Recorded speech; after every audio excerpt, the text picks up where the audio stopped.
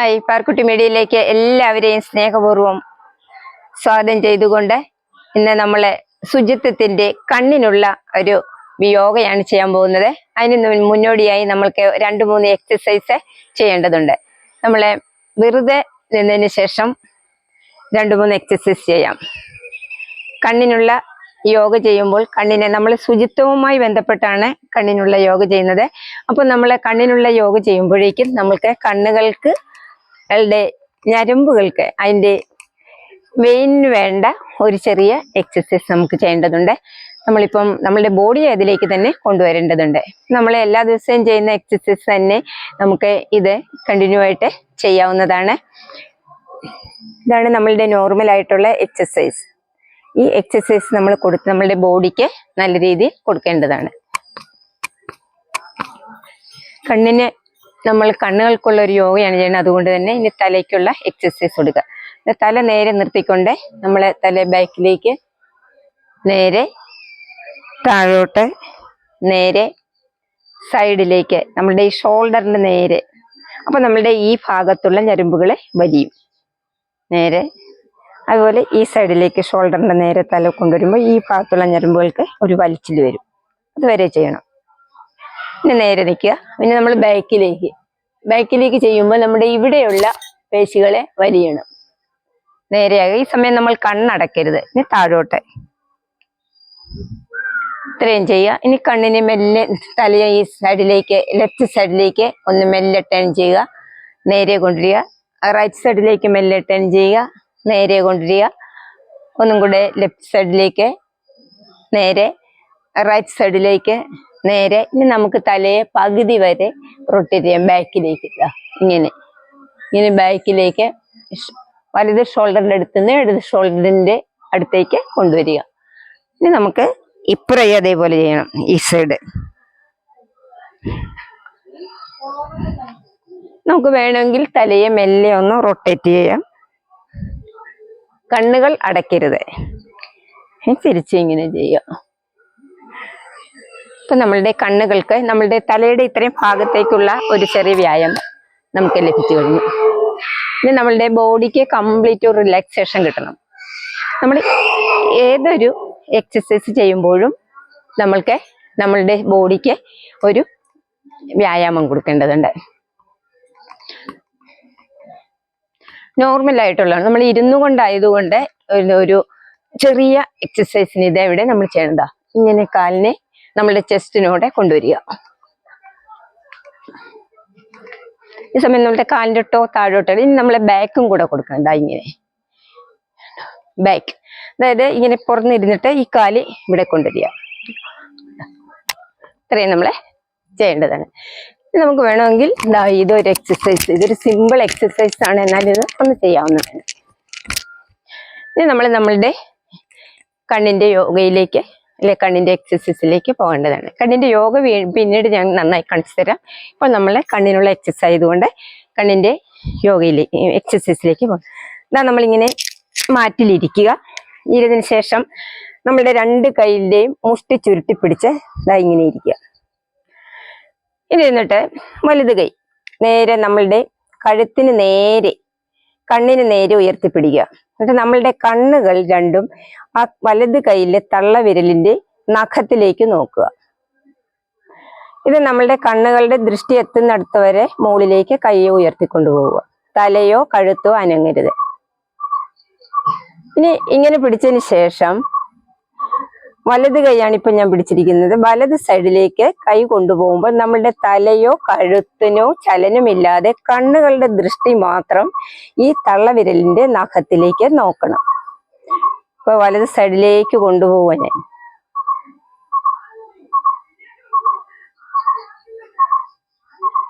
ഇത്രയും കൊണ്ടുവന്നപ്പോൾ നമ്മളുടെ കണ്ണുകൾ കൊണ്ട് നമ്മൾ ആ തള്ളവിരലിന്റെ നഖത്തിലേക്കാണ് നോക്കുന്നത്. ഷോൾഡർ ലെവലിലാണ് നമ്മളുടെ കൈ വരേണ്ടത്. അതേപോലെ ഇനി തിരിച്ചും കൊണ്ടുവരിക. അപ്പോഴും നമ്മളുടെ കണ്ണുകൾക്ക് യാതൊരുവിധ വ്യത്യാസമില്ല, അതിൽ തന്നെ നോക്കണം. വീണ്ടും നമ്മൾ പൂർവ്വസ്ഥിതിയിലേക്ക് കൊണ്ടുവരിക. ഇപ്പോഴാണ് നമ്മളുടെ കണ്ണുകളുടെ ഇമ അവിടുന്ന് മാറ്റിയത്. ഇനി ഇതേപോലെ തന്നെ നമ്മൾ ഇടത് സൈഡും ചെയ്യേണ്ടതാണ്. ഇങ്ങനെ മാക്സിമം നമ്മൾ ഉയർത്തുക.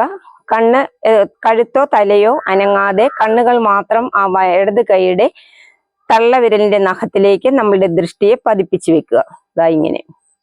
അതിനുശേഷം ഇത് നമ്മളുടെ എത്ര കണ്ണിനെ ഉയരത്തിൽ കാണാൻ പറ്റുമോ അത്രയും വരെ ഈ ഇടത് കൈ അല്ലെങ്കിൽ നമ്മളുടെ കൈകൾ ഉയർത്തി നഖത്തിലേക്ക് നമ്മൾ നോക്കേണ്ടതാണ്. അതിനുശേഷം നമ്മളുടെ ഈ കൈ മുഷ്ടി ചുരുട്ടി പിടിച്ച് തന്നെ അനങ്ങാതെ ഇടത് സൈഡിലേക്ക് കൊണ്ടുപോകുമ്പോൾ നമ്മളുടെ തലയോ കഴുത്തോ അനങ്ങാതെ ആ നഖത്തിലേക്ക് നമ്മൾ കണ്ണുകൾ സൈഡ് വശം കൊണ്ട് ഇങ്ങനെ നോക്കുക.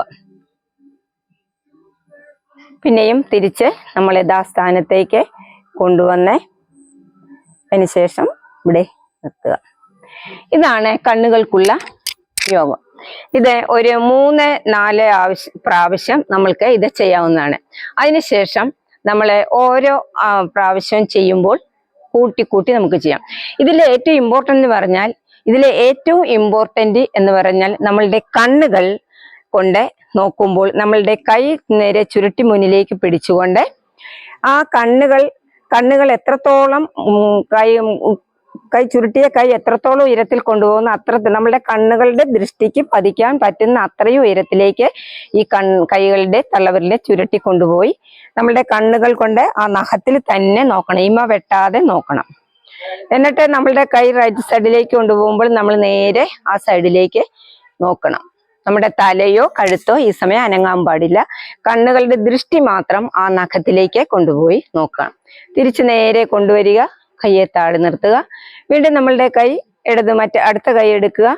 നമ്മളുടെ ദൃഷ്ടി എത്രത്തോളം മുകളിലേക്ക് കാണിക്കാൻ പറ്റുമോ അത്രത്തോളം മുകളിലേക്ക് കയ്യെ കൊണ്ടുപോയതിന് ശേഷം നമ്മളുടെ ഷോൾഡർ ലെവലിലേക്ക് കയ്യെ നേരെ ആ സൈഡിലേക്ക് കൊണ്ടുപോയി. ഈ സമയം നമ്മളുടെ തലയോ കഴുത്തോ അനങ്ങാൻ പാടില്ല. തിരിച്ച് പൂർവ്വസ്ഥിതിയിലേക്ക് കൊണ്ടുവരിക. ഇപ്പൊ നമ്മളുടെ കണ്ണുകളുടെ ഞരമ്പുകൾക്ക് നമ്മളുടെ കണ്ണുകളുടെ ഈ ദൃഷ്ടിയുടെ ചലനം മൂവ് ചെയ്യുന്ന അനുസരിച്ച് കണ്ണുകളുടെ ഞരമ്പുകൾക്ക് വലിവുണ്ടാകുകയും അവിടെ കണ്ണുകളുടെ ഞരമ്പുകൾക്ക് ഒരു പ്രവർത്തനത്തിന്റെ ഒരു രീതിയുടെ ഗുണനിലവാരം വർദ്ധിക്കുകയും ചെയ്യും. അപ്പോഴാണ് നമ്മളുടെ ഞരമ്പുകൾക്ക് ബ്ലഡ് സർക്കുലേഷൻ നന്നായി നടക്കുകയും കണ്ണിന്റെ പ്രവർത്തനത്തിന് കണ്ണിന്റെ പ്രകാശത്തിന് ഉൾക്കൊള്ളാനുള്ള കഴിവിനെ കൂടുതൽ പ്രോത്സാഹിപ്പിക്കുകയും ചെയ്യുന്നു. അപ്പൊ ഞരമ്പുകളുടെ ഈ വികാസം നമ്മളുടെ കണ്ണുകൾക്ക് കൂടുതൽ ഉണർവും ഉന്മേഷവും നൽകുന്നു. ഇത് 2 സൈഡിലും മാറി ചെയ്യാം. മാക്സിമം 3-4 പ്രാവശ്യം നമുക്ക് ചെയ്യാം. അതിനുശേഷം കണ്ണുകൾക്ക് നമുക്ക് പ്രശ്നങ്ങളൊന്നും നമ്മളുടെ ബുദ്ധിമുട്ടില്ല എങ്കിൽ നമുക്ക് വീതം ഒരു 7-8 പ്രാവശ്യം വരെ മുകളിലേക്ക് ചെയ്യാവുന്നതാണ്. അടുത്ത ദിവസം ഞാൻ അടുത്ത ഒരു എക്സസൈസ് കൊണ്ടുവരും. ഇന്ന് ഒരൊറ്റ എക്സസൈസ് ചെയ്യുന്നുള്ളൂ, കാരണം ഇത് ഒരുപാട് നമ്മൾ ഒറ്റയടിക്ക് ചെയ്യാൻ പാടില്ല. അപ്പം ഈ ഒരു എക്സസൈസ് നന്നായി ചെയ്തതിന് ശേഷം അടുത്ത എക്സസൈസിലേക്ക് നമുക്ക് കിടക്കാം.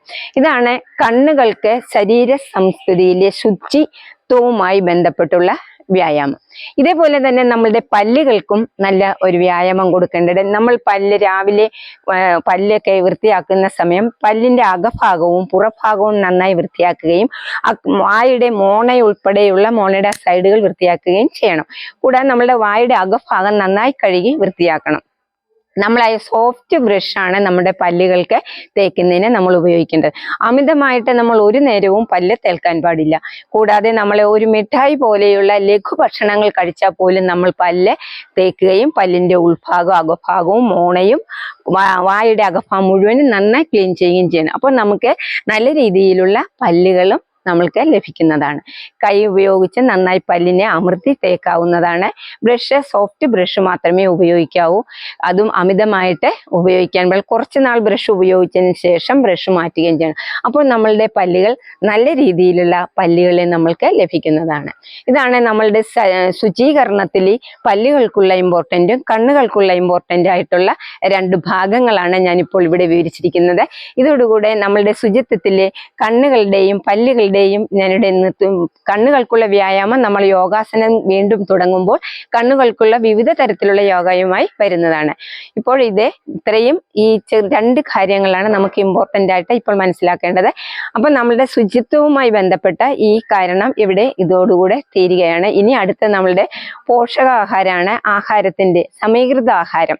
അത് അടുത്ത ക്ലാസ്സിലേക്ക് ഇടുന്നതാണ്. അപ്പോൾ ഓരോ ഘട്ടങ്ങളുടെയും യോഗ, ഓരോ അവയവ ഭാഗങ്ങളുടെയും യോഗയായി അടുത്ത ഇത് കഴിയുമ്പോൾ ഘട്ടത്തിലേക്ക് നാം വരുന്നതാണ്. അതുവരെ എല്ലാവർക്കും പാറുക്കുട്ടി മീഡിയയിലേക്ക് ഒരിക്കൽ കൂടി സ്നേഹപൂർവ്വം എല്ലാവരെയും സ്വാഗതം ചെയ്യുന്നു. എല്ലാവരെയും എൻ്റെ ഈ മീഡിയയിലേക്ക് ക്ഷണിക്കുന്നു. എല്ലാവർക്കും ഒരിക്കൽ കൂടി എല്ലാവിധ സ്നേഹവും ആശംസിച്ചുകൊണ്ട് ഇന്നത്തെ ക്ലാസ് ഇവിടെ പൂർണ്ണമാക്കുന്നു.